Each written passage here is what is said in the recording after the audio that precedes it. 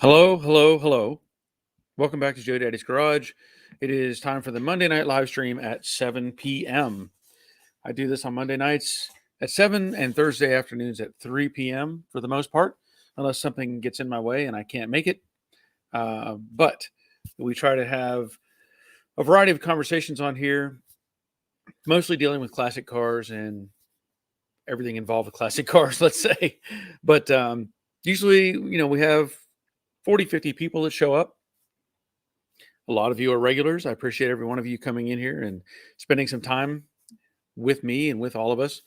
It's a great format. We get to talk about things, share ideas, answer questions, and try to help each other out whenever we can.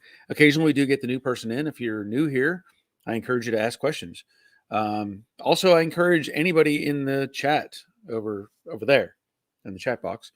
If you have a topic or something you want to bring up, by all means, bring it up.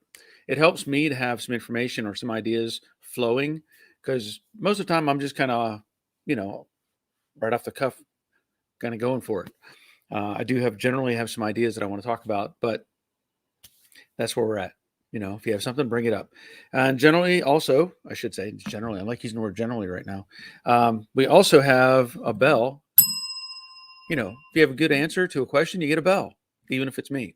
We also do a variety of bells. We used to do a Dave bell because we consistently had a lot of Daves, but I'm going to give a Brian bell because he was the first one here tonight. So Brian is checking in. Let's see. First here. Hope all had a good weekend. Yes, I did have a good weekend. Bob Noel, you might be first, but I believe I'm second. How's everybody tonight? I hope you're all doing well. Yes, glad you're here, Bob. Brian. Oh well, Bob says Brian. I had the first thumbs up. Yeah, don't forget the thumbs up. That helps keep things rolling. Gets YouTube involved. Maybe helps people look at that and go, "Oh, what are they doing? What are they talking about?" Troy, I get to be 3. Woohoo! Hey Barry and Barryettes. The Barryettes. Yes, none of us can sing, but we can carry it. No, how should I put it? We can't carry a tune, but we can carry a tune in a bucket, something like that. I don't know. I'd have to come up with a catchphrase. The Barryettes. Roger checking from next door. Glad you're here, Raj. Dave Britton, hello. I'll give Dave, since he is, he's Dave, first Dave. Bob Knoll, how many of us got to drive a classic car today? I'm outside Detroit. We had a beautiful sunny day in the 60s. Cool. I chose not to drive the classic car today. Other things going on. So, but it's here. I could have. So I guess that would be an option. The temperature has definitely changed over this weekend. I think Saturday was pretty warm, and then Sunday afternoon temperatures dropped. And I think this morning I went outside, took the dogs out. It was like 45 or something on the back porch, and that's chilly. And I think today it got up around 70.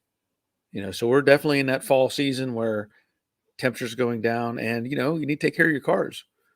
Make sure your antifreeze is in good shape, especially those of you that live in the Nordic areas and the great white north of Canada and everywhere where it gets cold, really cold. Dave Britton, hope I've had enough internet to make this work. Just at the cottage to close it down for the winter, satellite internet is really bad. Okay, well, you're good so far. That reminds me, I'm gonna have to go close up our camper. I've got to do some repair work over there. Got to replace some flooring, just one of those things, but it has to happen. Jerry is checking in from the Money Pit in Middle Tennessee. Glad you're here. Bob, well, I hope we all hope blah, blah, blah, blah. Well, we all hope you have a good connection, Dave. Yes. Dave's talking to Jerry. How far are you from Pigeon Forge? Wally checking in again from the Great White North, as I mentioned earlier. So I'm glad you're here, Wally. I hope everything is going well for you. Let's see who else. Oh, quite a few popping in. Good. 32 watching right now. Dave's talking to Wally. Let's see. Robert is checking in, the Infernal Craftsman. We're here, but eating dinner. Okay. That's okay, too. As long as you're here. Putting in the hours. Nandu. Hi, everyone. Hope you had a great weekend. Yeah. Bob, don't talk with a mouth full. Ninja, listen to your mother. Okay. Owens. Hey, man, remember me, Owen? Maybe. Is that a different username? I mean, I might, but maybe you had a different username because that doesn't sound all that familiar. But I could be wrong. Sammy Lisa Smith, glad you're here. I don't think I've seen you in a few weeks, a couple weeks anyway. Boogie Bum, hey from Nashville, big thumbs up. Thank you, Boogie. Marcus, hey guys, first time watching live. Awesome. I'm glad you're here, Marcus. Glad you're here. Rick, spoke to Body Shop today. Looks like my car will be done and back home by the end of the next week. Means I have a lot of garage cleaning to do. Well, that's a good thing. That's a good thing. Get the garage cleaned up, get the car inside. March Indy, hey everyone, working on the old Cub Cadet PTO clutch time. That sounds like fun. Actually, I would prefer doing that over. I had a friend who they have a 2004 Ford Expedition. They brought it to me with a misfire. Well, I changed the oil like a couple days before, and then they brought it back and said, "Hey, it's running rough. Something's wrong. Check engine lights on." So I did a little scan on it, and it said misfire, cylinder number 3. I thought that was oddly specific, that it let me know it was number 3. Number 3 is on the right side, right bank, third cylinder or third spark plug back. So real quickly, when I diagnosed it, and I said, well, let's take a look at it real quick while you're here. Opened the hood, and you know what? I saw antifreeze leaking. There's a heater control valve right above that bank, and antifreeze was leaking out of the heater control valve and going straight down onto that spark plug. And I don't know how much it was accumulating around that spark plug, but it was enough to cause a misfire. So I ordered a new heater control valve. That wasn't too bad. That wasn't too bad of a fix. And I told them I would check the coil and the spark plug to see what was going on. So I checked I pulled the coil off. I put another spark plug in the coil, fired it up, and I had spark. So I knew the coil was good. So I knew it had to be the spark plug. Well, if any of you have ever in your life changed out spark plugs in a 5.4 liter Ford engine, you already know. Just don't. It's a nightmare. Unless you have the special tools that are required, and consider that engine is under the cowl. Yeah. So what I did is I checked number 3, went to check number 3 spark plug. I didn't get crazy with it. I put a socket on it. I thought, well, if I can get it out, I can see if I can clean it up or find out what's going on. I couldn't turn it. And I knew if I pushed hard enough, I would snap that thing off. And I already told him up front, I said, I am not messing with the plugs. I'll check the coil. I'll do everything else. I'm not messing with the plugs. I tried changing plugs in one of those once. And this was when we still had the body shop. And you're supposed to break them loose. They tell you to spray penetrating oil down around the spark plug so that it breaks, hopefully breaks loose the carbon that builds up on there. Fight with it. And odds are you're going to snap one off anyway. And then you need a special tool to get the other half of the spark plug out. So I didn't mess with it. Thankfully, they drove it. I'd reset the light. I'd cleaned everything off as best I could. Use some, water to wash out any residual stuff, and ran it, let it get hot and work out the, sweat or evaporate stuff. And the check engine light went off. So maybe that was enough to correct the problem. So anyway, I would rather work on a PTO clutch than change out the spark plugs in a 5.4 liter Ford. Just saying. Crash Rider, hello from Southern Indiana. But more importantly, let's hope Joe Daddy has a great internet connection. Yeah, let's hope so. What's crazy about it though, even my house computer, it's doing weird stuff. So it's the internet. It's not, I don't think it has anything to do with my Ethernet cable, the laptop itself, or any of that stuff. It feels like it's something to do with the whole internet system. So yeah, let's hope it stays good. Nick, I want to let you know, I mailed out that part. When did I mail it? Sunday night. Sunday night? Saturday night. I mailed out that part Saturday night. So it should arrive in the next couple days. Hopefully that takes care of your core support problem. Ray Buckman, I turned it around in the driveway. Does that count? Oh, they're talking about his classic car. Ron, greetings from Tri-Cities in Northeast Tennessee. Glad you're here, Ron. Shane is checking in. Do you recommend the trunk back seat separator plate? I'm thinking of making one. They don't look difficult to make. Actually, I do. I do recommend those. I think it's 16 gauge steel. It's not super thick. And yeah, you could just make your own template and cut one out. I thought about making a template out of cardboard and saving it, but I didn't. But the nice part about it is a couple of nice things. One, it's supposed to help if you were ever in a rear end collision, keep the gas tank from rupturing and putting gas everywhere, whatever. My thought is you get hit hard enough to rupture that gas tank, you're probably in bad shape anyway. But the panel, for me, there goes the Wi-Fi thing. See, it's trying it again. The panel I used, the advantage I found was I could use the kill mat. It was an easy way to mount the kill mat, and that really made a difference. Roger's ridden in this car. He knows it's not that loud. You can actually have a conversation in it. So that's the one I really like it for being able to put the kill mat on there. So, but yeah, put one in. Bad Harry checking in. Glad you're here. Oh, and yeah, I changed it a little bit ago. Okay. Well, I don't know what it was before. I can't remember, but I'm glad you're here. Okay, so Jerry's talking to Dave Conville. Good evening. Oh, you're Dave number 2 tonight. Number 2, you're a little late. March Indy, the Cupcake is like me, old and simple. Well, yeah, and a little crotchety sometimes, right? Tough to get started in the morning. Rick, the 5.4 is worst engine Ford ever produced. Let me think about that a minute. I probably can't argue that, at least modern era. Yeah, it overall is probably in the top 5 for sure. I can't, my mind is not coming up with any other specific engines. I mean, there's like what they had, I don't know. They had a variance of the 351 Cleveland and M and the modular and the what is it, the 428 with the cross bolt bearing caps and all kinds of weird stuff. But I'd probably have to go with that. Yeah, we'll put it up really high on the list. Roger agrees. Yeah, he's got one that's not. It's all unput together kind of thing.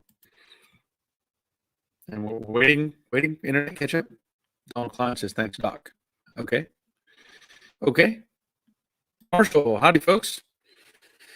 I have that 5.4. Know your pain. If they haven't put the newer style plugs in there, they can break very easily. Not a fun job. No. Yeah, I won't even. No, I just won't do it. Yeah, I'm not sure what they're paying me. It just sucks to work on. Trying to get up in there underneath the cowl and all that. Oh, and well, Bear, I got to go work on my project that I'm working on for a few weeks now. It's an 82 Ford Mustang SSP. Cool. Go get some work done on it. Dave, I broke 3 off from my expedition, bought the tool, and it was not too bad to do. Yeah, I'm just not interested. Nick, thank you very much. You're welcome. Bad Harry, the value of my garage went up. Got my J Daddy stickers. Thanks, Barry. You're welcome. Cool. Glad you got them. Marcus, I have a 68 with a 200 in it. I'm going to replace the clutch with a clutch kit. Just regular driving recommendations. AutoZone Summit. I really don't have one I could point at and say this is your best choice. If it's just a regular driving car, a standard clutch kit's fine. You don't need any crazy overdone thing. It's a 6-cylinder, and unless you're out skipping or slipping the clutch or doing crazy stuff, trying to do, burnouts in it. And yeah, just a regular old clutch will work. Dawn checking in. Hello, Barry, and you other kind folk. Glad you're here, Dawn. Bob, no, I happened to make a video on changing the rubber on your rear glass, side glass. I did not do it on the glass itself. I did not pull the glass out. I did do it on the front edge, though. Okay. There's some people out there who have done the rubber piece inside, the channel. It doesn't look that hard. You take out a screw and work the glass out, and you're going to just, push the gasket back in at the same time. But there are some other videos. I don't have that specific video. No. Jerry, I have a 5.4 supercharged, and it is a horse. Yeah, I mean, it's a good engine as long as it's running. As long as it's running. When things start to come undone, with that overhead cam, multi-chain, right, whatever, then you're not happy with it, So, and Roger knows he's got a really nice looking Expedition that's not running. So if anybody needs an Expedition, I'm sure Roger will sell you one. Nice looking vehicle, good seats, everything, interior, it's all nice. But it's not running. Dawn, on your 200 clutch, if it's a 3-finger type, make sure the lugs are tight to the main frame. If there's play, then the clutch will chatter. Okay, so there you go. Some good information from Dawn. Thank you, Dawn. Appreciate that. Brian, for the 206 LUK, still makes a good stock replacement. Should be easily available. Another great response. Thank you, Brian. Thank you. So, see, that's why we're here. That's why we want to do this sort of thing. Get information out there. This past, I've been fighting with my son's Mazda 3. I've tried different things on it. I'm trying to get it past emissions. It is a 2006, has the 2177 emissions code. That is lean off of bank 1 at idle. Okay. Well, the step procedure you go through is it getting extra air somewhere, like a vacuum leak or something that's allowing more air to get past the mass airflow sensor, which is giving a misreading, right? Or is it a fuel injector problem? Now, I will point out this car has 281,000 miles on it.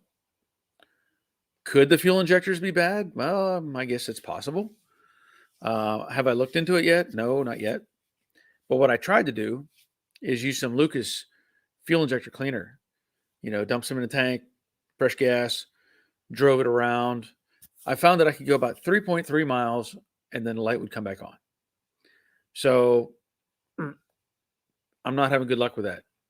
I'm trying to get the car roadworthy so I can sell it. Get it out of my system. And then, as I said before, I'm going to work, I got to get that Honda put together and stuff like that. But I'm trying to get that Mazda 3 together. A great car. Those things they run forever. They really do. But, can't do much with the check engine light on. So that's one thing that I was working on. Okay, Marcus says, thanks, guys. Rick Stevenson, greetings from Riverside, California. What are you doing out there? That's not your normal operating area, is it? I thought you were down in Florida. Crash Rider, I would be sure to check Rock Auto and Amazon for prices on a clutch kit. Good advice. Yeah, really good advice. That's another thing. I've talked about Rock Auto before. I've heard people complain about them. I haven't had any real issues with Rock Auto. I mentioned it about the windshield wipers. You won't find wiper blades any cheaper than on Rock Auto. Now you got to pay shipping, but they're still cheaper. Even with the shipping, they're cheaper. Amazon. What I'm finding now is it's cheaper. Like I needed brake rotors for my wife's van. You go to AutoZone or Advance, and they're wanting like $90 for a brake rotor now. A good brake rotor. Um, and then, you add up two of those, that's $180. You add in pads. You go to Amazon and go through my links, by the way, but you go to Amazon and you find a really good kit where you get, a set of rotors, pads, everything all together. And I bought a set of rotors and pads from my wife's van. I think it might have been $120 and that was delivered. You know, it's really hard to beat. Um, as far as that goes. Now I've ordered a variety of car parts like that from Amazon and I've had great luck, just great luck. Now, I didn't go through Rock Auto in that instance. My biggest complaint about Rock Auto is the shipping. A lot of times you get something and you think, oh, great, cool price, and you go through all the checklists, and all of a sudden it's like, oh, shipping is $50. I'm like, what? Well, how did that happen? So that's why I'm liking going to Amazon. It just seems to be, a good way to go. In fact, I've been to Advanced Auto Parts, and I go back to the commercial account, and I'll talk to them, and sometimes they help me out with pricing. And I'll say, look, I'm looking for a set of rotors for this. I found them on Amazon, and they're like, just, and they even tell me, just go to Amazon. Just don't buy them here. You're better off buying them. You can't beat the price. It's like, okay. Dawn, Barry sent you an email about Jade's overheating issue. Yes, I responded to you. I did, and I thank you for that, Dawn. Now, this is something I mentioned in a one of my Patreon videos. I do a workshop update video like every Monday, trying to let people know what's going on in the shop and what I'm working on. And the radiator this car, it gets hot. It gets hot. They all get hot. I've had people respond to me. I had several people had sent me information and stuff like that. It's just fantastic. And I think I've talked about it maybe on Thursday, maybe in last week. But the radiator, because the water necks are both on the passenger side, it's only using about a third of the radiator. By the time the water comes up and it starts dropping, it's going down the tubes on the passenger side. Now, Dawn had said that there was something, a baffle or something. What was it? What did he say? I think he said something about there's a baffle or something inside, or you could have the wrong impeller on your water pump. So if the impeller is backwards, which could be a possibility, it's not actually pumping; it's kind of trying to pull backwards. So a couple of things. One, the radiator with the two outlets on the passenger side and creating a small loop doesn't help our cause. And apparently this ran from 65 to 68, which I never really thought about it before. But we always had issues with these cars overheating. So 65 to 68 had heating, overheating problems. In 69, per the article that I read, they swapped out the lower tube to the passenger or driver's side. And they also used a water pump that went to the driver's side. So in effect, you're having to pump from the top of one to the bottom of the other. Coming all the way across one way or another into that, radiator. So what's interesting is I think I talked about this, I don't know if it was on Monday or Thursday, about the idea of, replacing the radiator, right? The next morning at 5 a.m., I had an email from a company called Alloy Works. This is how much they listen to what we're talking about. A company called Alloy Works sent me an email, said, hey, we're interested in letting you try out one of our products.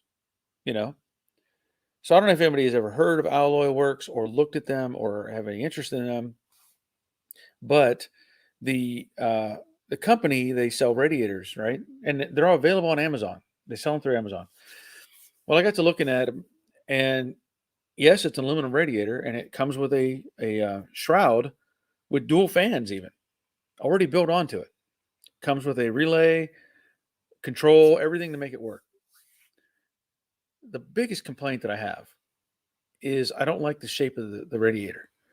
Our classic radiator has, indentations across the top tank, and then it clamps, and the 68, it clamps, on top. This one was just like a flat extrusion with caps on the end of it. So it's very, very square, not appealing. I want a tank that at least had maybe an angle even, cut it at an angle or something. Um, so I don't know if I'm really interested in those. If anybody has used one of those radiators, let me know. But again, Alloy Works, and they told me the price if I were to buy one of those was like $350. Radiator, cooling fans, relay, all that stuff for $350. I'm like, well, the price is good, but is it what you really want? So, that's where I'm kind of on the fence with that. Okay, so Rick's out there for work. Okay. Brian, did you check the plugs to see if it is actually running lean? No, I did not. That's a good idea. Thank you, Brian. Troy, I had a very bad experience with Rock Auto. They have lost my business. I understand that. I've heard horror stories. I've seen videos where people have they've received something. Basically, what people were doing is because they don't have any like human control over it, as far as shipping it out and all that stuff, they get a return. Nobody looks at it. So, like, I've seen videos where guys have said, I bought this clutch from Rock Auto.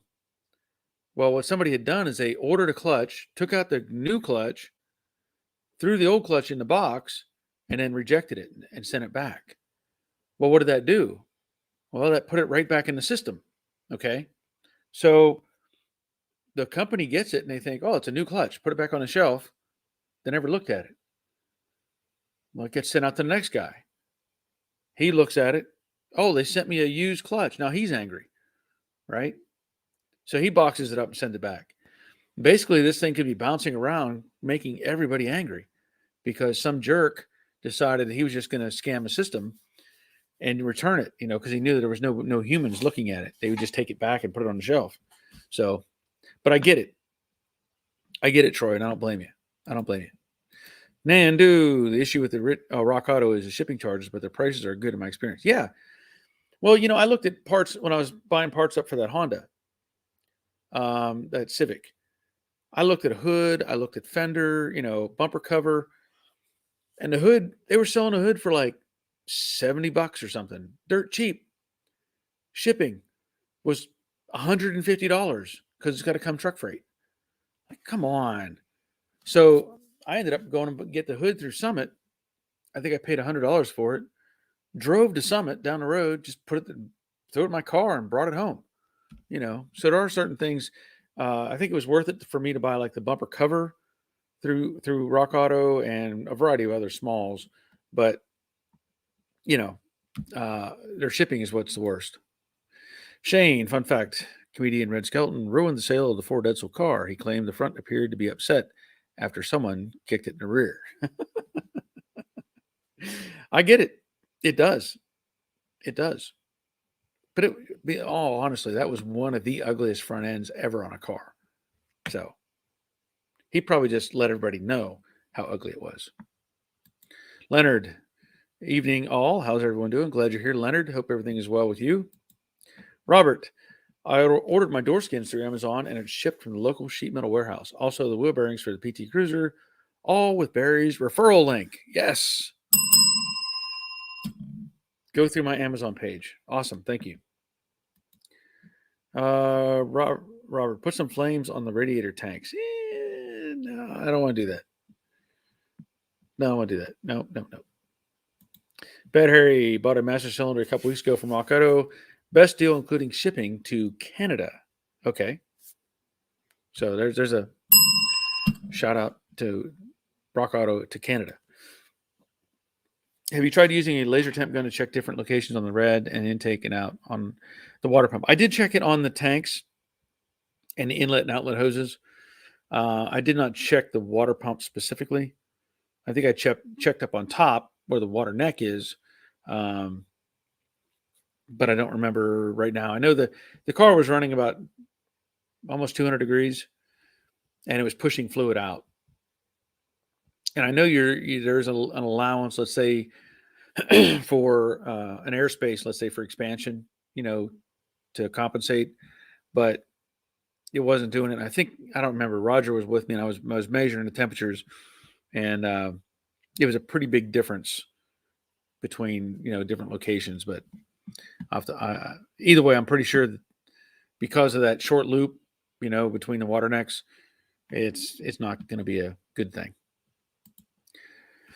Boogie Bum, I had a similar problem with O'Reilly when I bought a carburetor gasket kit. I opened it up in store and half the parts were missing, and it was It was in a Ziploc sandwich bag. I had them reorder in store. Yeah, that's the thing. Somebody takes advantage of that. They're like, just stuff it back in the box, take it back. Nobody will know the difference. Well, somebody gets caught up in it. I've had my wife. She used to work part time at Michael's. One of those craft store places, right? And every night they would go around the store and they would find packages where people would just rip open a package and stuff the stuff in their pocket and leave the package there, and just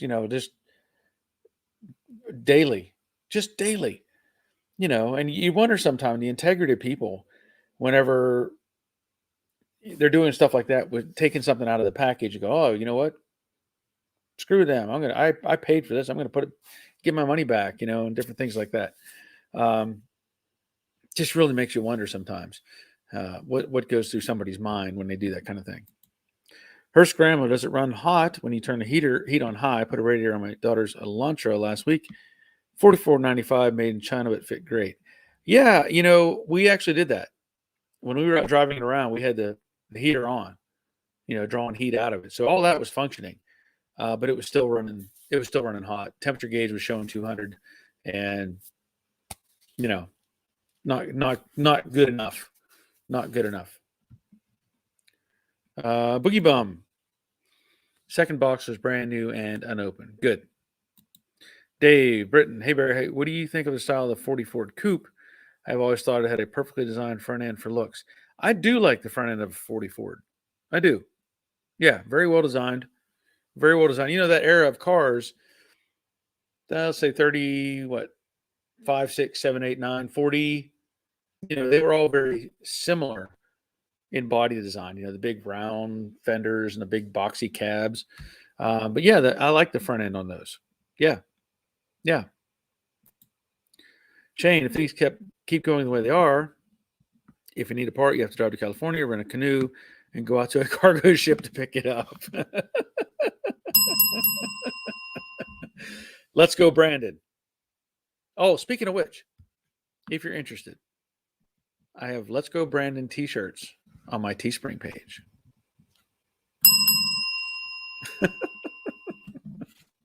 And here's speaking of Let's Go Brandon, I think maybe our Canadian friends here can attest to this. I heard something or read something where they're gonna, like, if anybody up there is using the term "Let's Go Brandon," that they're gonna get fired up there. I've heard. Now, I don't know. I could be wrong, but hey, I'm just cheering for Brandon. That's all I'm doing. Jeff, awesome, man. Thank you. Thank you very much. Appreciate it. Black Rain, nice car. Yeah, thank you. And what do you got, an Impala in there? Is it your thumbnails an Impala? By the looks of it, maybe, or Buick? It's green, whatever it is. So I'm going to say nice car to you too. I can't tell what it is, but it looks pretty nice from the picture. Jim Bob, crazy, and at Michael's of all places, isn't it like a sewing craft store? Yeah, it is. Oh, she would tell me stories. There was many times people would grab something off the shelf. Here's the scam. They would sneak something out of the store, right? No receipt, no, you just steal it. They'd come back in either that night or the next night, and they'd say, "Hey, I want to return this," right?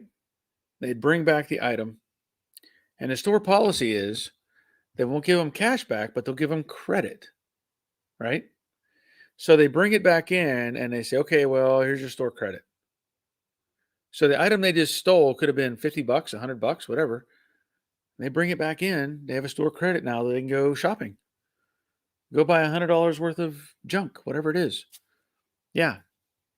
Many times they've had to call, they would call the police, get people, police involved. And, the policy of any kind of store now is they don't want the confrontation. They don't want to deal with that. But yeah, she said they would always find all kinds of stuff in the store that was just ripped open. And because they sell like little jewelry, stuff, right? And people like to make their own jewelry apparently. So they would just shred these bags open, stuff them in their purse and leave, you know. Now, I will say this, not that I'm defending any of that action, but I can tell you from what she's told me, Michaels makes a ton of money off of that junk. A ton. We're talking like a little bag of whatever bead thing maybe cost the store 15 cents or 20 cents, right? And they're selling it for $3.50 or $4. And that's basically everything in the store has that kind of markup. It's crazy. It's crazy. But of course, that's how capitalism works. That's how we all make money off of this stuff. Roger, if memory serves, it was more than 40 degrees different from one side to the other with hot and cooler spots. Yeah. That sounds pretty accurate. Gary Slentz. That's a hard name to say. Slentz. The second. Rock Auto sent me a window switch stock for 08 Caddy CTS. Only one button worked out of about 10. Yeah. That's the risk you take especially with electrical stuff. Ray Buckman, that's true. Wait a minute, what? That's about true 64. Oh, talking to Shane. Okay. Her Scrambler. Bought 2 boxes of caliper bolts, 2 per side from Rock Auto last week, 2 per box. One box only had 1, and the plastic bag was not opened. Yeah. Well, I'm just saying, I know I haven't had any difficulties. Others obviously have. So, Dave, let's go, Brandon. Love it. Yes. Make sure everybody uses that catchphrase. Anytime they go to an event or something, get everybody chanting that. Troy just said, I'm shopping on Teespring. Okay. He says, my son-in-law is named Brandon. I can just say it's for him. Cool. I may actually do another one. I have that one, and I may do another version, or we'll see. But at least I have one available right now, and I think it turned out pretty nice. I think the design is pretty cool. The paint shop. What clear did you use on the Mustang? It's actually, I think it's. Let me see. Value Pro. That's what it is. I use Value Pro. That's what I used. Value Pro. Got it through my PPG rep. Jerry, got to go. Wife is actually cooking tonight. Awesome. I already had my can of ravioli tonight. Gary, how do you like the new lights you put up? I like them. I do. I mean, it's made a big difference. It really has. Now, I don't know that I have any real complaints. Other than having to connect them, with the extension cords, which is fine. If you put up regular lights, you'd have to run, hardline. But I think they do a great job of lighting up the shop. I have 2 more left that I may put up further back. You probably see over there on that side that right now that light, that's one of those Braun lights from Harbor Freight. I did not put up. I thought about putting up one of the new lights over there, but over that area, what I like is I have a pull chain. These other ones don't have pull chains; they're all rigged to my regular system. So I have one of those Braun lights over here, again above this bench, and now I have one over there above that bench because it has a nice long pull chain, and just makes it so I can isolate it if I don't need it. I had it on earlier. That one, but it kind of distorts everything. Like if I turn it on right now,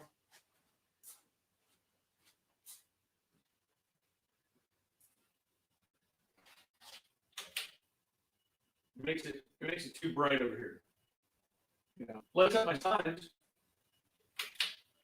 like that Metallica poster, but it's just a little too bright for doing what I'm doing right now with the video stuff. Rick, I worked at a major auto parts store. The average markup on parts is about 100%. I believe it. Doesn't touch Michael's though. Their markup is 300-400% at least. It's crazy. Shane, a lot more people watching than thumbs up. Yeah, throw a thumbs up on there. Make it happen. Leonard, Barry, we were in Utah last week, and there must have been a Ford Model A and T meet, and it was snowing, and they had to drive back through it to get back, and it was in the low 20s the whole way. Ooh, that's a chilly ride. That's a chilly ride in a Model A or Model T. Yeah.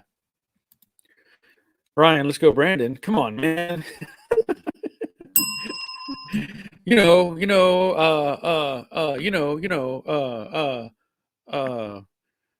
mind.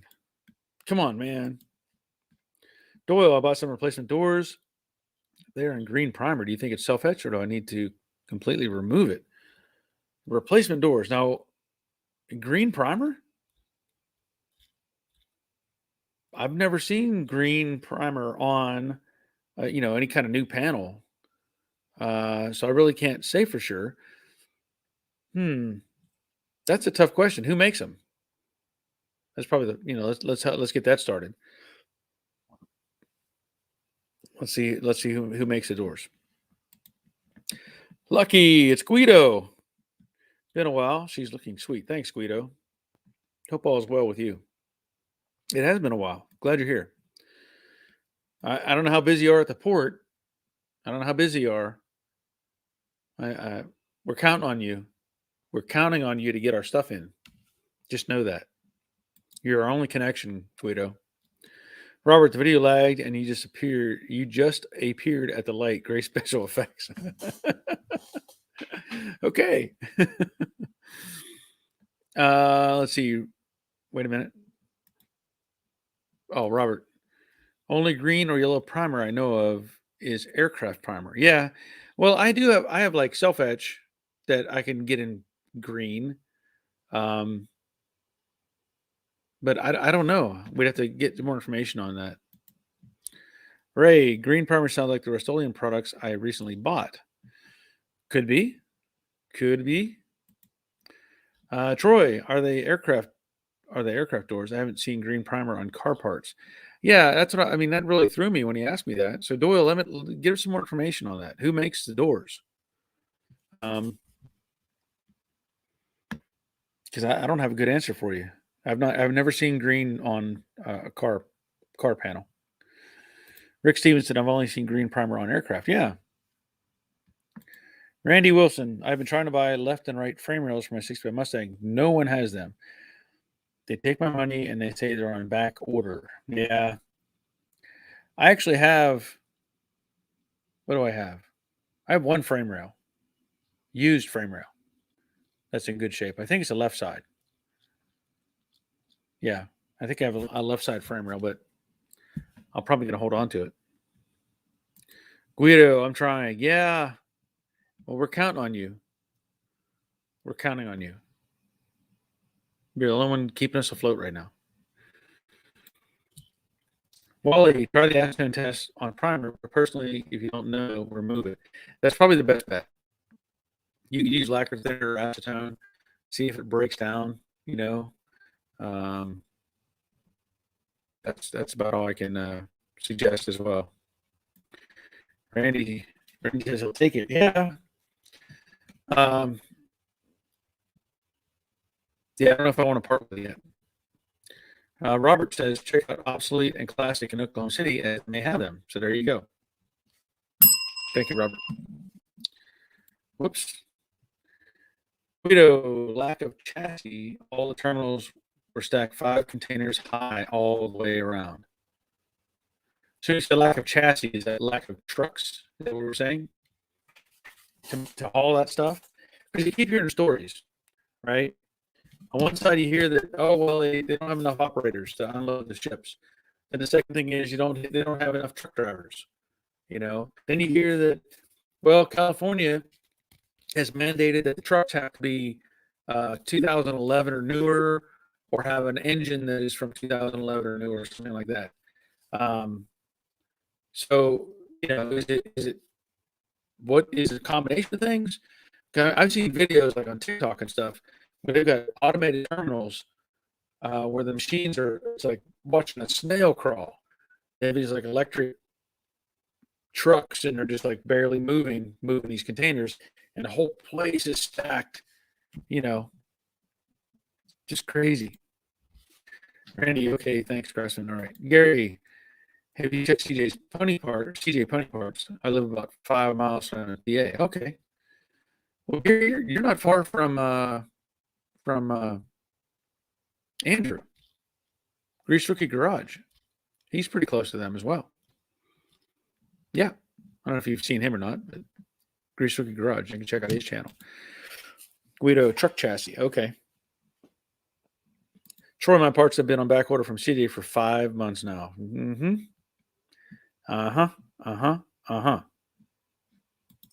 Elliot C, big fan. I have a 67 Mustang and wanted to convert it to a fastback. Is it worth it? I'm planning to keep the car. I was wanting to get a fastback, but it's expensive. Thanks. I'm going to say it's worth it because I plan to do one of those too. In fact, I'm going to this week or Wednesday or Thursday, the gentleman I bought the 67 coupe from, I talked to him today or messaged him today, and I said, hey, I'm going to come get some of those, get the parts and stuff out of your way, and he's like, cool, sounds great. So I want to get that stuff out of the way, and then I'll get the car. And then once I get the car, timing has to be right. But I plan to do a fastback conversion on that car. So I think it's worth it. People are looking for that stuff. Nobody can find a fastback they want, but they'll readily, take over a coupe that's been converted. Why not? Boogie Bum, after cleaning the carb, new gaskets, new starter, oil change, new spark plugs, getting ready to fire up my 68 inline 6 for the first time in 8 years. Cool. Good deal. Phil, hi Barry, nearly finished the HR Holden in memory of my dad and mom-in-law. Take care. Okay, nice. Very nice. Good. So Phil's check. If I remember, Phil's in Australia, if I remember correctly. Because the Holden, of course, that's an Australian car. Whereas a lot of crazy stuff going on in Australia right now too. Mason is checking in. Glad you're here, Mason. Phil, the HR is a 66. Okay. Cool. Mason, meant to say, how's it going? Yeah, it's going good, Mason. Glad you're here. Do you have your heat going out in the shop? Actually, I did turn it on today. It was a little chilly in here, and I turned it on just to get it just a little bit warmer, keep it about 70. And, yeah. Leonard, anything happening on you're mentioning the BP? I'm not sure I want to talk about that.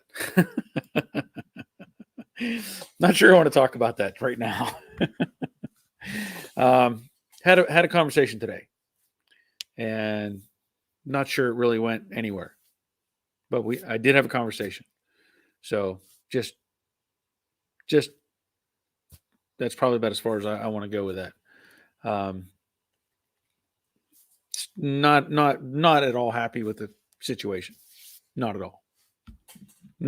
No way, shape, or form. So, let's see. Mason, wait a minute. Mason asked me, did you get new shop lights? I did put up some new shop lights. So I put up a set of, there's like 6 LED lights in the center now. And then there's another light I hung up over there. It's not on right now though. But yeah, I did add lights.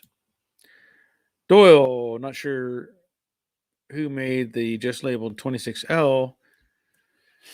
Oh, wait a minute. Not sure who made, I guess, them just labeled 26L. They were from another 69 from St. Louis. I sent pics. Oh, okay. Okay. I didn't get the pics yet. No pics yet. Okay. Labeled 26L. That's pretty vague. That's pretty vague as far as, you know.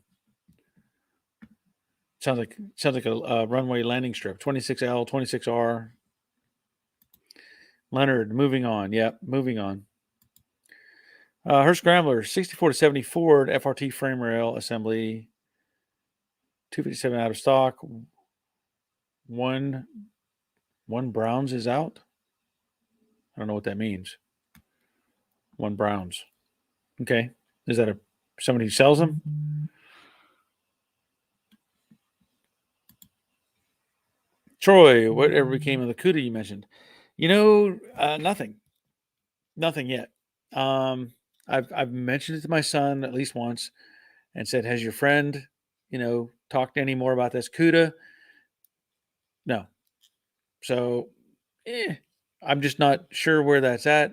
I'm just going to sit back and let things go. I would like to find out more about the 69 Super Cobra Jet car, though, that somebody told me about. I'm not naming any names. Little help, Dave. Not sure what the status is on that car, but I'm still interested in that car, too. Bad Harry, never regret doing my 67 fastback conversion. See, there you go. Shane, did you say the Let's Go Brandon shirts were on your... Yes. Yeah, Teespring site. Yeah, Spring Tea, whatever it is. Yeah, they should be on there. I just made them last week. Let's Go Brandon.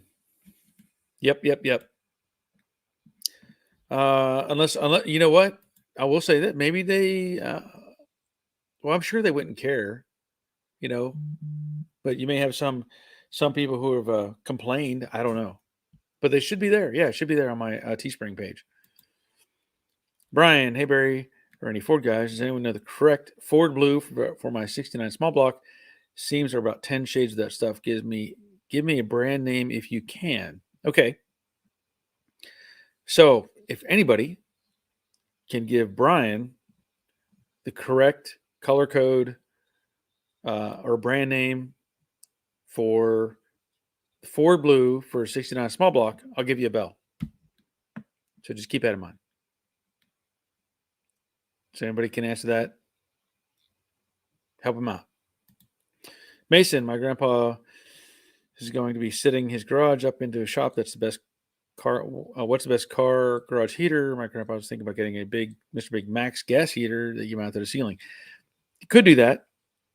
I'm not familiar with those. I mean, I like my mini split system. It's just very practical for what I do. But I can't tell you, a gas heater is going to be the best or not. I know that they're talking about the price of natural gas is going to be skyrocketing. Just saying. Let's go, Brandon. Robert, another vote for doing the fastback conversions. If I come across a 67, I will do one as well. There you go. Thank you, Robert. The biggest problem I'm going to have is make sure I have all the parts. It's one thing to get the car here. It's another to go, well, I need this, that, and the other. Who has them? Nobody. What do I do? Where do I go? So even though I'm doing it, it may not be as quick as I want it to be because, like you're saying, everybody's struggling to get parts. Mason, what would you recommend for Grandpa to get a gas shop heater? Well, I mean, like I said, the mini split system is what I'm using to Mr. Cool, but it may not be appropriate for his shop. I have insulation in here and all that. That helps a lot. Dawn's Manufactory. Brian, Ford dark blue. Used Krylon back in the day.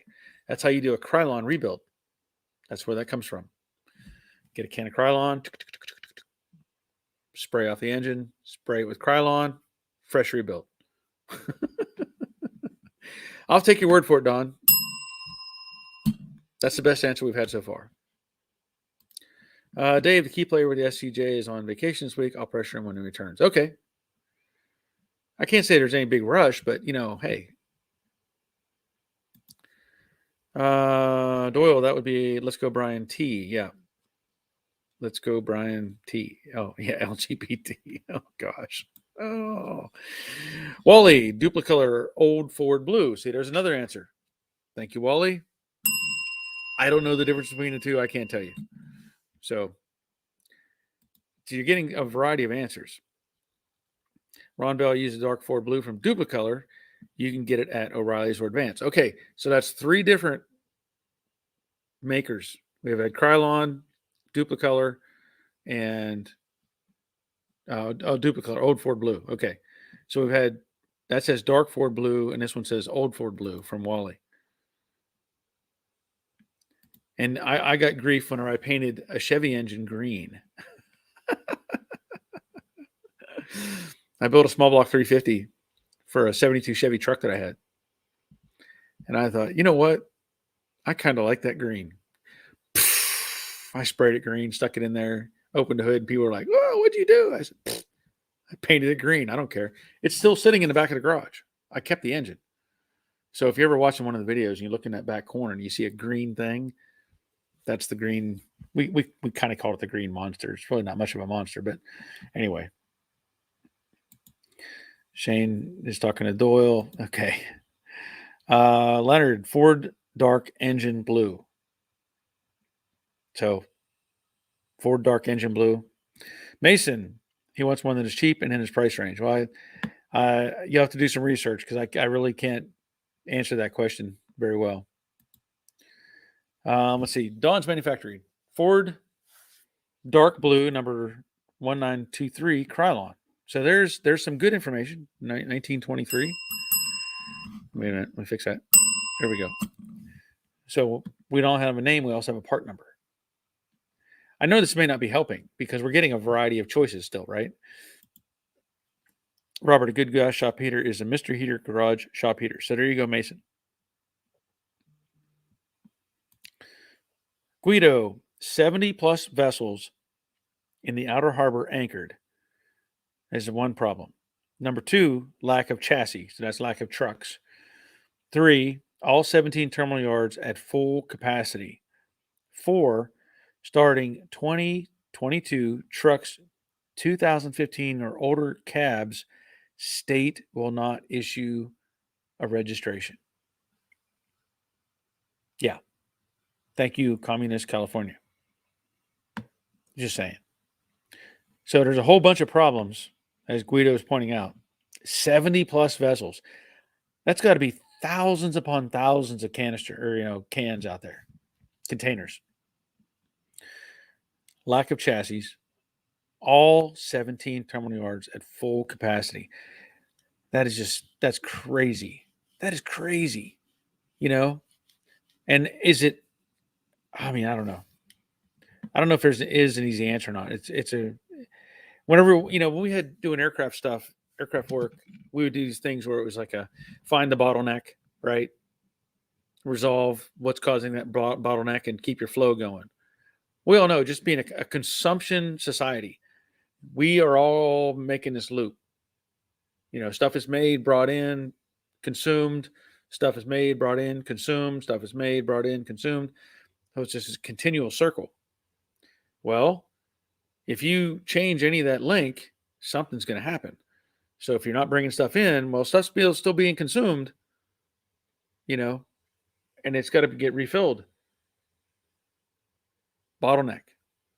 So that was a big deal. I know, worked at the airlines, always trying to resolve the bottlenecks, figure out why is this problem here? What can we do to fix it?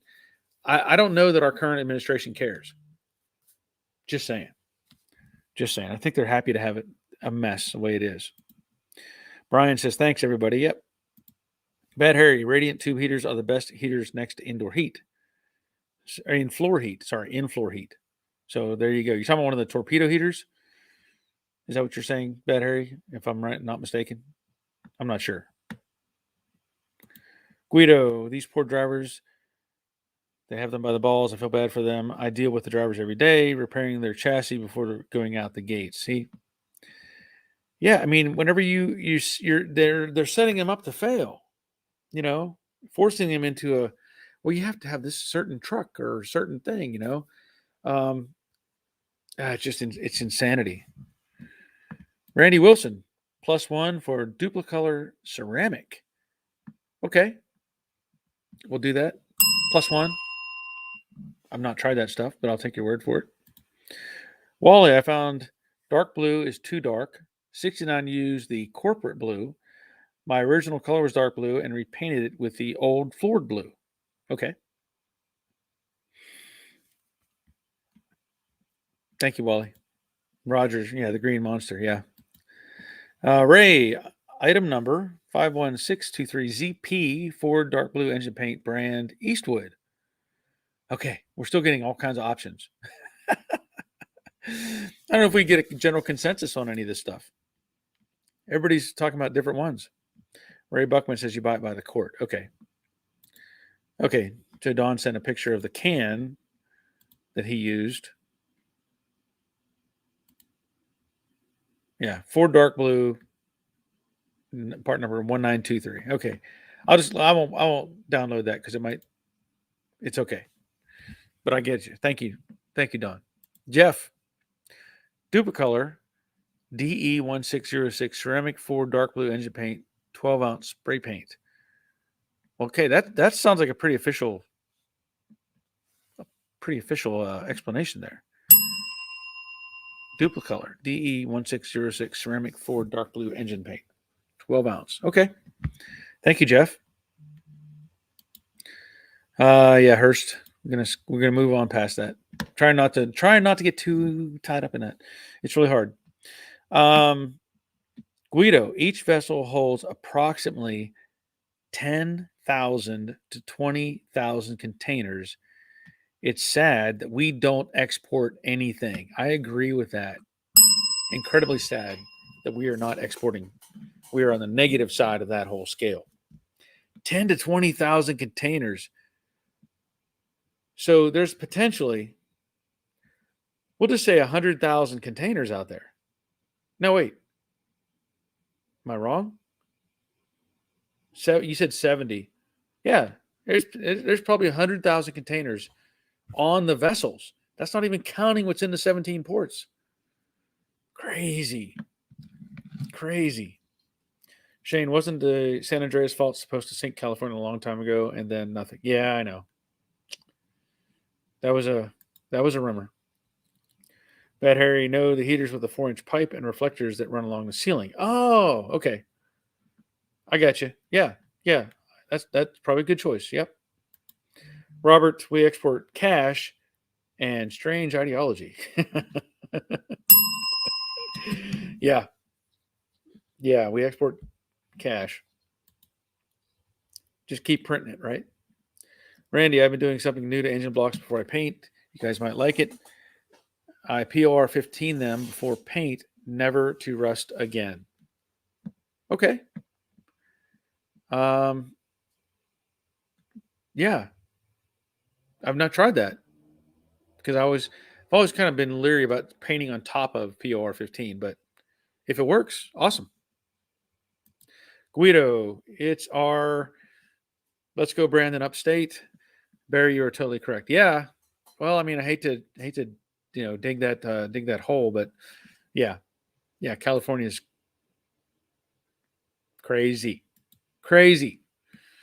Boogie Bum, they don't care. But a gig today said the low supplies because the economic recovery has gone so well, and that's why supply is short. I know.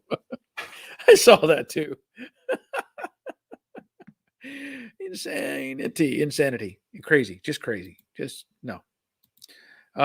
Brian B. Luckily, my parts car has an untouched block with good paint, so I'll be able to match one of the suggestions. Thanks again to everyone. Okay, well, good. I hope that goes well.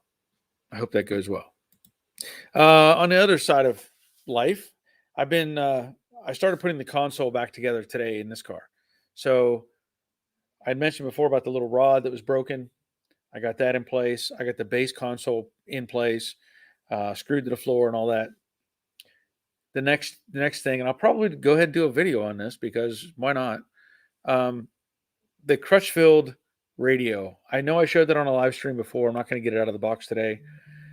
But I need to get that mounted in the car. So I have 6 speakers in this car. I'm not adding an amp or anything like that. I don't care about having a lot of, crazy sound. Um, but I have 2 speakers in the back, the dual speakers in the dash, and then the 2 speakers in the kick panels. So all that's going to be, wired up. And that Crutchfield Radio, Auto Sound, I think is the company. It's a really odd little radio because it's not like the big, bulky, old style, you know, CD player, cassette player, whatever. It's like a little component system. So I'll be doing a video on that and get that put together. Hopefully very, very soon. RMD, once the prices go up, they never go back to normal. Yeah, that's their goal. Yeah. And make sure you tell them what you're doing with your money. That they need to know that too.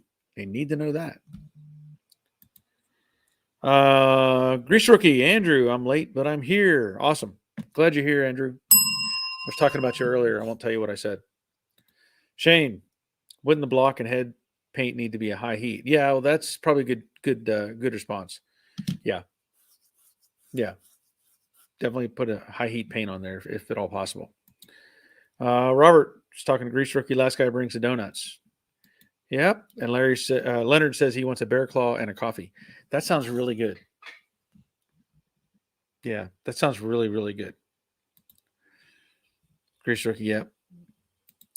Lucky Crushville, man, I love getting their catalogs back in the day. Yeah, they were. Yeah, I mean, now that it's all online, of course.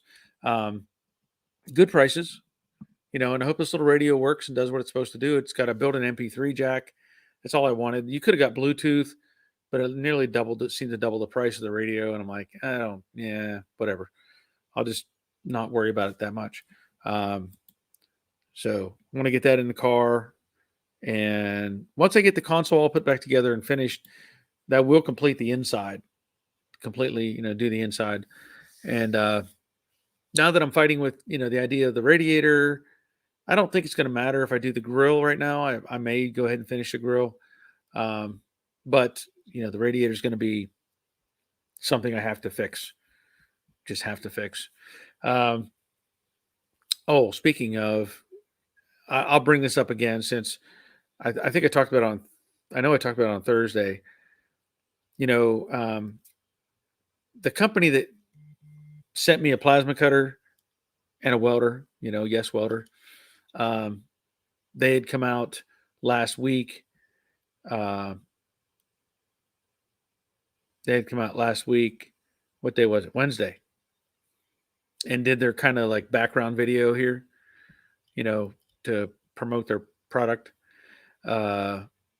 They were here all day, and there's kind of like a whole backstory they're going to do and talk about why you do what you do and what drives you to do those sort of things and projects that you've worked on and different stuff like that.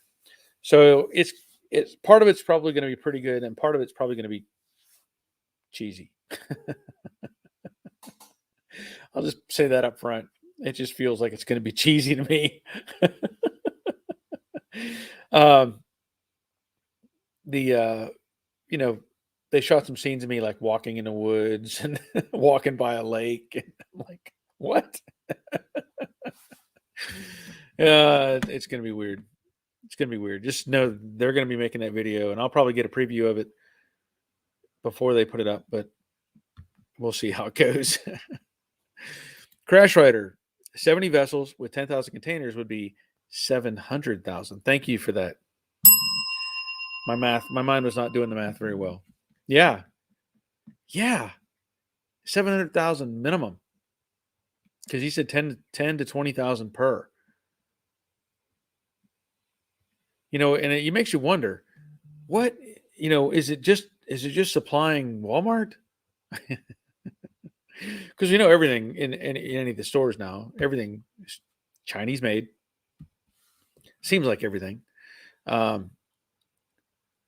But gosh, that much consumables, and that's our backlog, How many parts are Dynacorn? Where are our Dynacorn parts? Guido, just get the Dynacorn stuff in here. Just get that. We don't care about anything else. Get the Dynacorn, get them restocked, and we're good to go. I don't care about the coffee cups with the junk on them and who knows what all. I mean, you can just imagine. You go in any store and you look around, and it's like, imagine all that stuff is on container ships sitting out in the ocean. Yeah. Just it's crazy to think about. Randy, I got a 65 radiator you can have if you want it. No leaks. Well, I've got a 68 fat radiator for AC. So I'm probably kind of gonna have to modify, go with the aluminum one anyway. Shane, shipping prices are going to start to destroy some of these parts supply chain places. I don't know how some are still offering free shipping. Well, yeah, they're going to just jack the price up. Here's how it's going to work. I'll tell you that. They can still say free shipping, right? It's free. It's kind of like when we used to, Roger and I and others, we would go to Atlanta Motor Speedway. Okay. And they would charge you. Well, they wouldn't charge you at all. I don't think. If you park down there, your ticket would get you in the gate or whatever. And then how did they do it? Oh, they were charging like $10 to park. Right. So if you and your buddies, if you had 8 guys in a Suburban, or girls, whatever, and you parked for $10, right? Well, the racetrack realized, hey, we can make more money off of these people. So what they did is they made parking free. Just park here, no problem, free. But all the tickets, every single ticket went up $10. See, that's how they get you. So everybody's going to pay more, but it's still free. It's free. Come on in. It's free. Yeah, they'll get you coming or going. Robert, does anyone have an old PAW catalog? They were like a phone book. I regret tossing all of those. Yeah, I used to have those. I don't have any of those. So the answer is no. Not on my side. Roger, agreed on the cheese. Yeah. The background video thing is going to be. I know anybody that knows me is going to watch this thing and go. But hey, I did it to try to get viewers to the channel. So if it works, it works. Roger, I still have a PAW catalog in the attic. Yep. Hearst Scrambler, have you thought about changing over to LED headlights? I have thought about that, but I have not done it. So yes, but not yet. And I don't know that I will. Right now, the headlights work in this car, so I'm not worried about upgrading until something fails. Bad Harry, nothing is free. True. Nothing is free. I think the only thing that is sort of free right now is the air we breathe. And if they can find a way to tax that, they will. Mark my words. Otherwise, let me think here. Radio, going to be working on the radio. It was something else I was going to mention.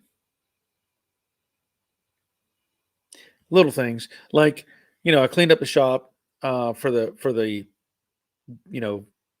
cheesy video they're making, and I went ahead and like all the junk that was on the back of my truck, got rid of it. Got rid of everything that was out there in the way. Got rid of it. I did have a tire problem, so I had a tire patch, make sure it wasn't going to be flat. Roger and I scrubbed down the truck, because it was pretty crusty. It looked good patina wise. But we did some footage. There'll be a drone shot. I think I shared it last week. I think, yeah, like this picture right here of the Model A and the Mustang. So they had me stand in between the two cars, and then they had like a drone in my face, and it like pulled away from me and went up and high, which was kind of it's a cool looking shot. I'll say that. But there's other stuff that's going to just be really really corny. Really corny. Yeah. But look at that car. Look at that car. Looks so good sitting there. So good. I really like taking those pictures with the Model A sitting next to it. Let's see. Guido, did you fill up the AC system? How did it turn out? We actually did. Robert, the Infernal Craftsman, actually helped me charge the AC system in this, and it's working fine. Knock on wood, right? It's working fine.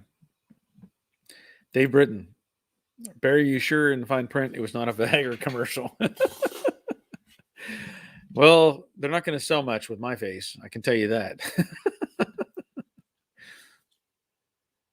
No. Dave, I heard a really good line the other day, and he says, if something is free, you are the product. I like that. That's a good thought. If something is free, you are the product. That or the test mule. One of the two. Bad Harry, we are taxed for clean air in Canada. It is called carbon tax. So air is not free. Yeah, well, that's a good point. Yep. Guido, we had a chain called Super Shops back in the 70s, 80s here in Southern California. Were they nationwide? Do you remember them, Barry? Yes. We had a Super Shops here just north of us. It would be on the outskirts of Atlanta. Had a big yellow, kind of mustard yellow lettering, I believe. And I know it was an okay place. It wasn't the best, but it was okay. And I think I don't remember exactly when it went out of business, sometime in the 90s. I think, Jegs was coming online and Summit was growing. And I think Super Shops couldn't compete. And they were like, let's just shut the doors and get out of here. So,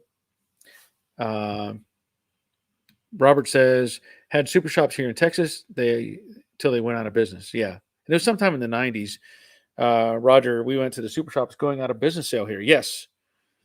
If you remember, I actually bought some stuff at their going out of business sale. One of the items I bought was a muffler. And I probably should have kept the thing just because. It was I don't know if it was a Flowmaster. I think it was a Flowmaster. They had a display model, right? So it had the inlet and the outlet, and then they had the side cut off, and it had all the baffles inside, and it showed you the airflow and stuff like that. And I looked at it and I said, "Are you selling that?" They said, "Yeah." I said, "What do you want for it?" And they were like $5 or something, right? Well, at the time, the Flowmasters were not cheap. They were pretty expensive muffler. I think it was a Flowmaster. And I wanted to put a muffler on my truck. So I took that thing home and I made the filler piece and I welded the side onto that muffler. And then I turned it was up, put that side to the top because it still said Flowmaster or whatever on the bottom. Put that on the truck. I had a good muffler for cheap. Guido is saying something at the Infernal Craftsman or Robert. Shane, make sure your next video you're shooting things and blowing things up, then weld something. That's not a bad idea. And I should wear a little short top too, and let my fat jiggle. I think everybody wants to see that, right? Jiggly fat, and go ride on a tractor or something, right? With a bikini top on. Isn't that how that works?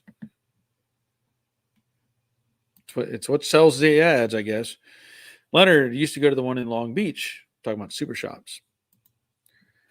And Guido says he went to that one and in Torrance. Okay. Roger bought a K&N filter Not sure what else. Yeah, I know I bought the actually I think I bought two things. I bought a display wheel. I don't remember what it was for. It was like a unilug type of wheel. It had like 10 holes in it or something. And the vision that I had was to make a clock out of it. So I wasted time. I think I don't know if I used a Sawzall or what, but I cut that wheel. So I just had the front flange with the main spokes in it, and I cut it. And then I was going to mount it. If you look, you see that hubcap on the wall over there? Let me tell you, of all the things that I have that are shop, decoration, now that I think about it, that is probably, that's probably the first real wall art item that I ever that I ever got a hold of. I knew well, we used to have this guy come up to our, wait, hold on. Let me do this. Junkyard story time. We had a guy that used to come up to our junkyard. His name was Basil. Okay. And he was like Italian. And Basil drove I want to say a 72 Grand Prix. Very cool car. Black. No, I think he had two of them. I think he had a white one and a black one. And he would come up to our junkyard and get parts. And really nice guy. And it turns out he was him and his brother owned a jewelry store. So he would show up at our junkyard. He always had these like big gold chains on his wrists, and he had big rings on his hands, and he had big necklaces on him. He was a walking commercial for their store. Well, he had the idea one time to start making decorative clocks because their company was called the Watchmaker Shop. That was the name of their business. So they had all kinds of cool clocks, and I mean, it's really, really cool business that they had. But anyway, his idea was to make clocks out of hubcaps. So he asked us, he said, "Hey, can I get some hubcaps from you?" And he said, I'll make some and give you one back or whatever. And so we did. And he made that. And I remember that hubcap, I've had it kind of in my possession since I was probably, I'm guessing about 14, somewhere in that range. So that's really one of my first wall art pieces that has just stayed with me. And I venture it still works if I put a battery in it. But what was really neat about Basil was, he was kind of like the gigolo guy. He had the shirt with the low, you picture the open collar shirt way down, and he was a good looking guy, but he had a car called a Sterling. If anybody knows what a Sterling is, go ahead and raise your hand. Sterling is a Volkswagen kit car. If you've never seen one, they're a really cool looking kind of wedge body car, and the whole roof would raise up on those things for you to get in and out of. So picture a dune buggy basically with a roof on it, and it was all hydraulic. So I remember one time he came up to our junkyard, and he's driving the Sterling, and I didn't know any difference. I just thought it was some sort of exotic car. I didn't know it was a Volkswagen. Or might even had a Mazda engine, motor rotary engine or something. I don't remember exactly. But he hits, unlocks the roof and hits a switch, and the whole thing's whatever. And I got in the car, and he took me for a ride in it, and I thought it was cool. But anyway, that's a Cadillac hubcap. It's a Cadillac hubcap with just a set of clock hands in it. But I've had that for a long, long time. So now you know how the story of that one. Let's see. Leonard, I used to also go to a shop called Speed Automotive. Okay. Or I guess automotive. Yeah. Crash Rider. No, J Daddy, no, please don't. Yeah. Dawn, we had Super Shops and G.I. Joe's both went under. Never heard of G.I. Joe's. That's a different name.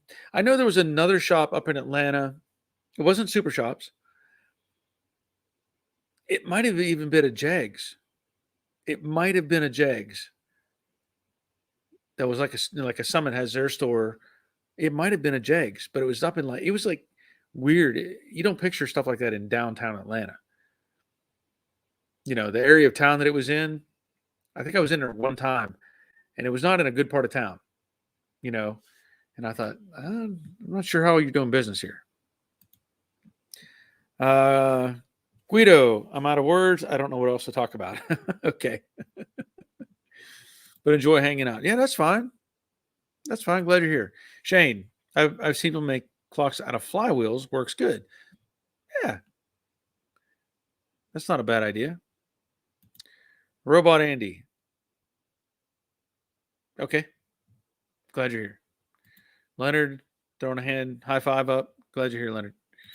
Guido, in the 80s, I worked on a car called a Sterling made by British Leland. That's a different Sterling. But yeah, this thing was a kit car.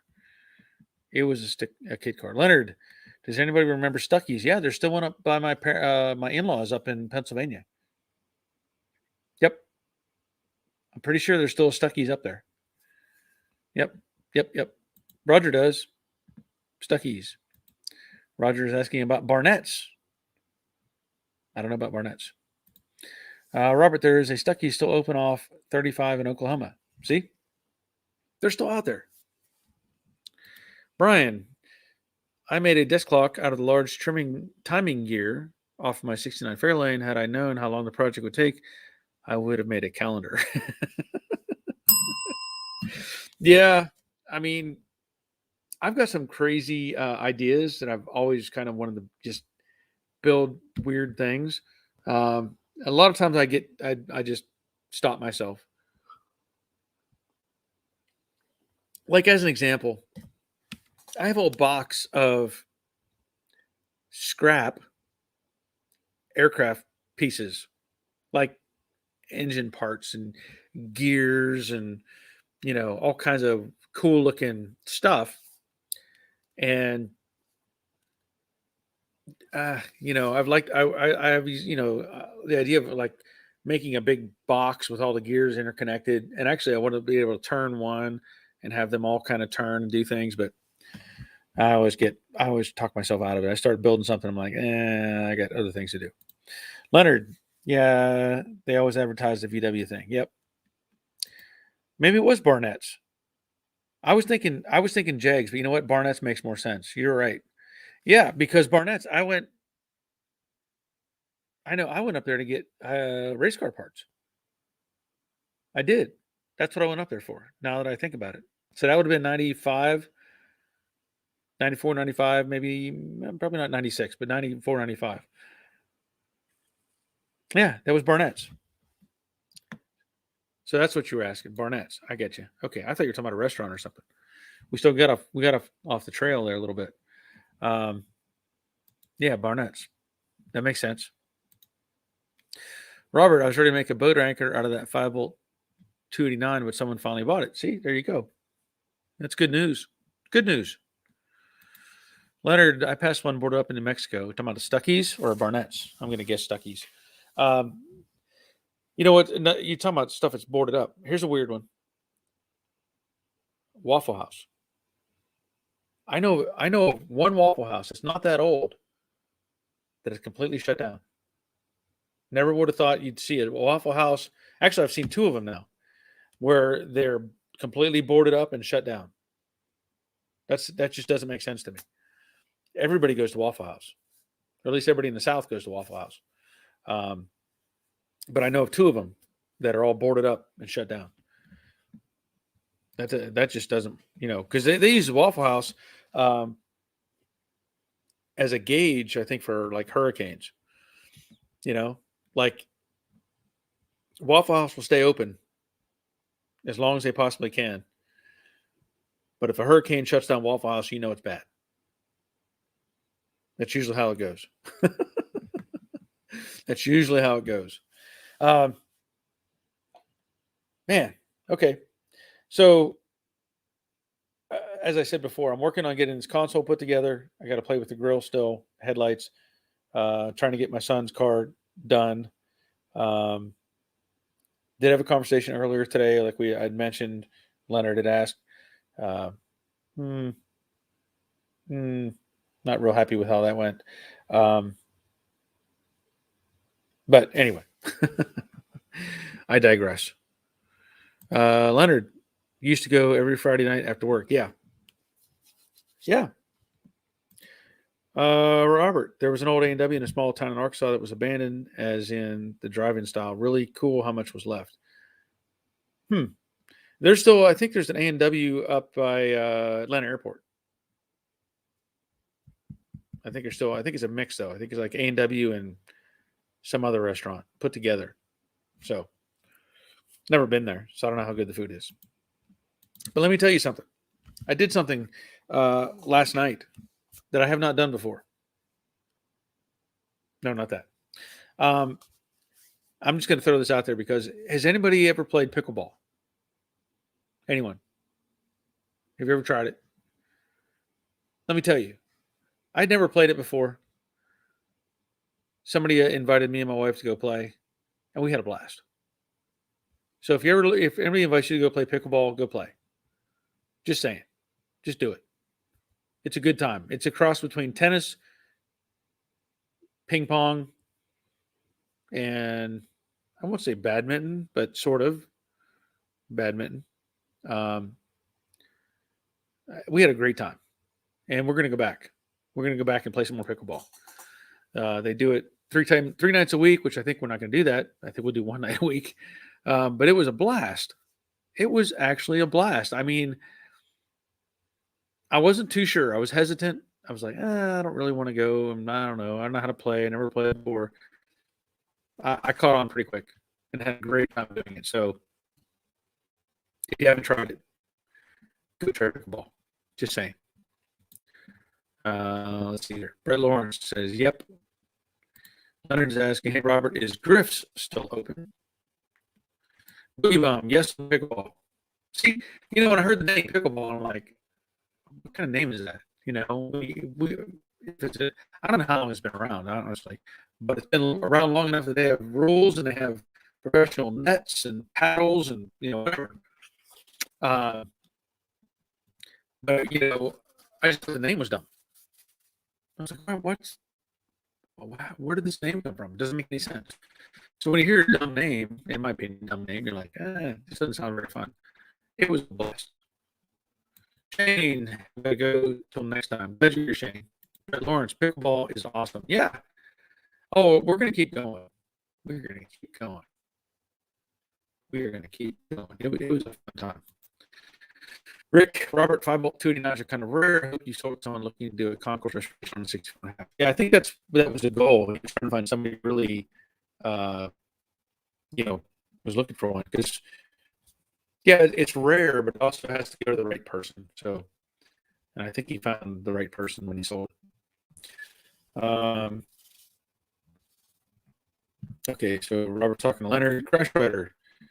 I have some friends that play it weekly and love it. Yeah. And you don't have to be, Martina Navratilova. You don't have to be Don McEnroe. You don't have to be, an incredibly athletic person to play. Most of us playing were probably, I would guess, there might have been maybe some people in their late 40s and people in their 70s. All of us, all were competitive. It's really, really a lot of fun. Dawn, we still have 2 old school drive-ins that have classic car rally show each year. Oh, wow. Wow. Roller skates and all. That sounds awesome. Robert's talking to Rick. They're rare, but also not worth much even rebuilt. Didn't care what he wanted for it. Took 2 years to sell. Well, yeah. Leonard used to cruise the one on Bruckner Boulevard. Okay. Dawn, Betsy had a 5-bolt Hypo 289 back in the 70s. Interesting. Now that was probably worth some money then. If it's a hypo 5 bolt, to somebody building a 64.5, that would have been probably pretty interesting to have. Yeah. But anyway, Crashler, yeah, it seems to be geared to the older crowd.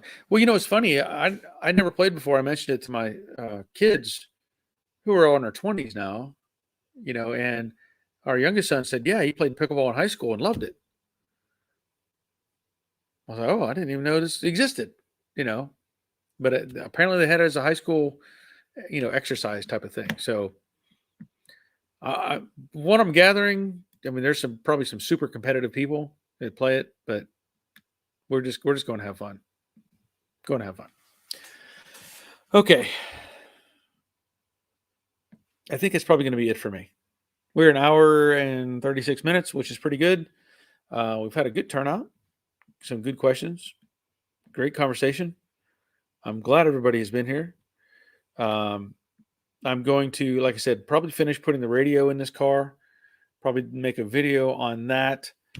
I have